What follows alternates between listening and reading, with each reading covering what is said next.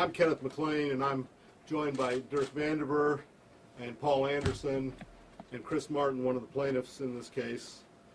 The problem of concussions and CTE have been well documented in the NFL.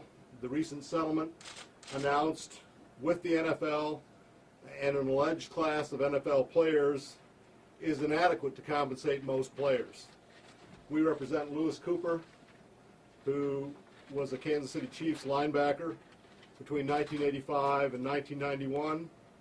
Leonard Griffin, who was a defensive end between 1986 and 1993. Chris Martin, who I already introduced you to, but Chris played linebacker between 1988 and 93 for the Chiefs. Joe Phillips, who was a defensive tackle between 92 and 98 for the Chiefs, and Kevin Porter, who was a cornerback between 1998 and 1993. Although the federal class settlement is inadequate, Missouri offers a unique opportunity to compensate these players. In 2005, the Missouri legislature amended our workers' compensation statute to exclude occupational disease. The Court of Appeals and our Supreme Court have held that employers can be sued directly in our courts for these injuries. Therefore, these players who have substantial injuries and will receive nearly nothing from the class action have a unique opportunity to be compensated for their substantial injuries. The Chiefs have a long and storied history in Kansas City, which we are all proud of. Unfortunately, they also had a very prominent secret role in minimizing and obscuring the risks of concussions to their players. Our clients gave substantial portions of their lives, including their health, to the Chiefs' business. They now seek justice from that business that stands on the foundation of their sacrifice. That's the statement. We're available for questions now from any of you that want to know more about the suit or what its implications are. Ken, what could the team have done differently? Well, one of the things that they could have done is disclose the risks that they knew about so that the players were more conscious of the risks that were being taken. Many of the players were sent back into games after concussions in the same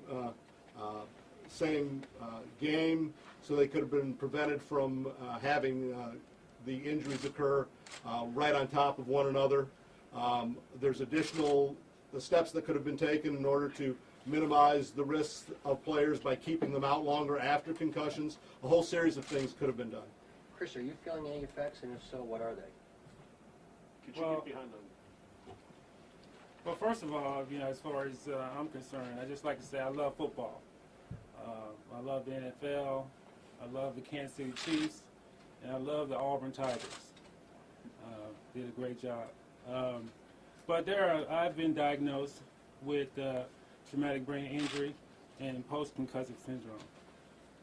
Talk about what those effects are. What are some of the effects that you're feeling personally? Well, I'm not going to regurgitate what post-concussive syndrome is or TBI. I mean, you can look it up. But those are the two diagnoses that I currently have. Do you feel like you've got memory loss, or? Like I said, I'm not going to regurgitate what post-concussive syndrome is. You can look on the CDC website. You can get information there. There's a lot of places that you can get the information for. Would you play again, knowing what you know now? Well, I mean, I would like to have had the opportunity to know that going back on the field would cause me to have severe disabilities later in life. I didn't know that. I think that's what the lawsuit is about. Us having the opportunity to make that decision. We didn't have an opportunity to make that decision. And so with that being said, I can't answer that. But I love football.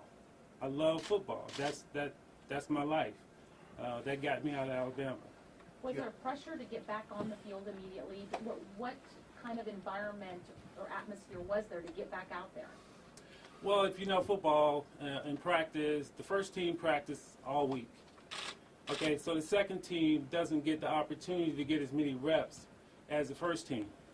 So the pressure is on you to stay in the game during a competition because you have all the knowledge, all the preparation of a game day situation. So the second team player didn't have that. So I played first team the years that I was here.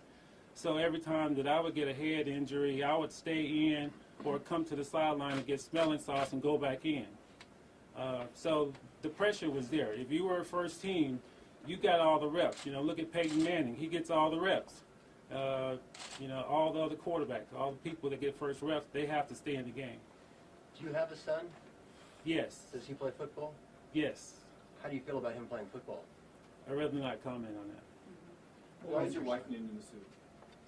Well, she has to put up with me. And that's been pretty difficult. Like I was telling Paul, you know, I educated myself on the symptoms that you were asking about. And, you know, I just go through the list and I would just check them off. Oh, man. Oh, man. Oh, man. And she went through all of that. So she is not named in the suit because she has a concussion, so I want to make sure that's clear. She don't have a concussion. She never played football. But she suffered or is suffering with my disease. Chris, what was your reaction when you saw the agreement of other former players reached with the NFL? Well, I think that all of our clients were disappointed. It doesn't appear that they will receive any compensation from it. It only affects players with very severe injuries, those that have dementia or currently diagnosed cognitive skills, but players such as these who have post-concussion syndrome, headaches, confusion, mood swings, all the various things that we've seen do not appear to be able to be compensated under the scheme, which doesn't seem fair to any of us, and it certainly is a concern that we have that players that currently do have problems are not going to be compensated. According to the press releases that have been made, all they're going to be is monitored over time, but no relief will be offered to them.